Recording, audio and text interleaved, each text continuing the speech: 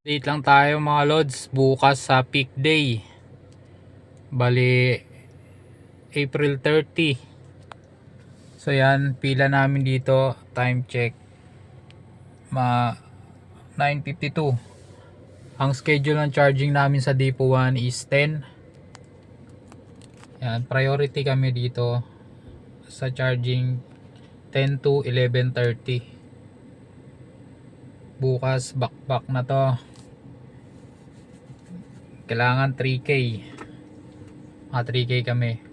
Diskartihan lang to mga loads para makadalawang charge ka. So ang gagawin ko ngayon, i-charge ako ng 10 dito sa Depo 1. To technique to, diskarte to ng mga mga matatagal na. Turuan ko kayo ng mga diskarte about sa charging kapag peak day. So kapag peak day, magcha-charge ka dito sa Depo, magpopondo ka ng charge mo, 'di ba? Para kinabukasan. So babiyahe ka na ngayon ng madaling araw. Pagtapos ko dito, babiyahe na ako ng madaling araw eh. Pepesto na ako ng Makati niyan, marami yan pa gurami, mga 200, 100 yan. Hanggang sa makarami ako ng alas 5 ng madaling araw. Ang diskarte nito, pupunta ako ng Taytay. Magpapalista ako doon. Tapos habang bumabiyahe ka ulit, siyempre pag mga 4 pupunta na ako doon, papalista ako. Tapos biyahe tuloy-tuloy na yun. Tatansyahin ko lang yung listahan kasi bawat page ng listahan mga 20 kayong nakapila. Ay, sa isang page may 20 peraso kayong sasakyan. Ang estimated doon na oras 2 hours. Kung mga tatlong page ka, mga 6 hours bago ka bumalik doon sa Taytay para malapit ka naman sumalang, 'di ba? Para makadalawang salang ka sa isang araw. Ganun diskarte dito mga lodi. Kailangan mauta ka sa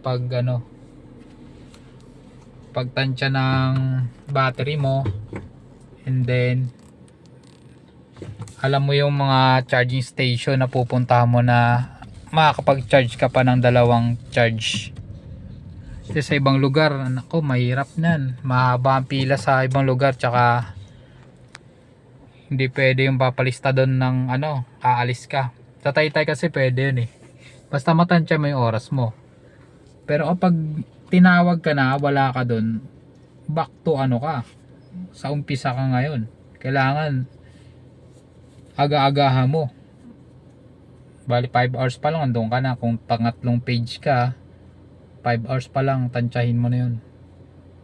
Kaya diskarte dito mga lodi. So dami unit oh. Pahirapan talagang charging dito. Ang isang charge mo dito, nagre-range lang ng mga 1.8 ang kita mo. Pero okay na yun, may 1K ka na dun sa 1.8. Ang charging ngayon, kaya sa isang charge mo kikita ka lang ng 1,800 dun, kaya 2,000. May incentives ka na 300, depende kung masapol mo yung rush hour.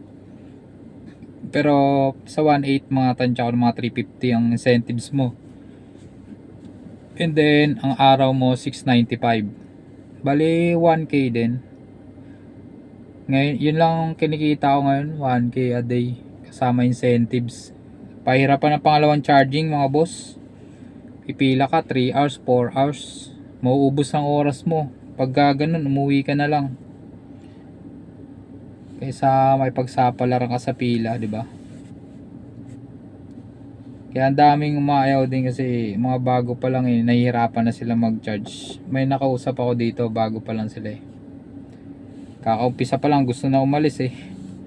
Kaya sinabihan ko siya na dapat sumunod ka sa schedule mo kasi may kanya-kanyang schedule yan eh, bawat bisor eh.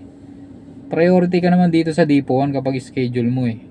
Huwag ka lang pupunta rito nang hindi mo schedule eh. Papakikot-ikutin ka talaga dito sa pila. Di ka makasalpak dito basta-basta. Kaya kailangan dito sumusunod ka sa schedule ng bisor mo, kung ano yung schedule nyo. Sa mga baguhan dyan, dapat ganun diskarte. Kung gusto nyo man pumila sa labas, anong problema? Marami namang charging station sa labas. Kaso pipila ka nga lang mga 2 to 3 hours. Hindi tulad dito sa Depo 1, priority ka pag schedule mo. Kailangan dito patibayan talaga, tiyagaan talaga sa pila. Pero dadami naman yung mga charging station na yan. Kasi may nadadagdag nga sa Commonwealth, meron na yung bagong bukas na Binfast dyan, merong 4 na charging station yan. Hindi ko lang alam kung kailan magbubukas. Tapos meron din sa Novaliches, sa may SM Novaliches, hindi pa gumagana. Sayang yung mga yan, no? Kung gumagana sa SM Novaliches, hindi sana hirap masyado. Kasi may mga pipilahan kang marami, di ba? Sana makapagtayo pa ng maraming charging station para hindi tayo mahirapan ng pila ng 3 hours. Pag maraming charging station, mga 1 hour na lang pila niyan. Tapos salpak agad 1 hour, bali 2 hours yan. Larga ka na ulit. Sana ganun mangyari. Pero tingin ko magdadagdag pa naman yan. Nahihirapan lang silang maghanap ng mga kabitan na charging station kasi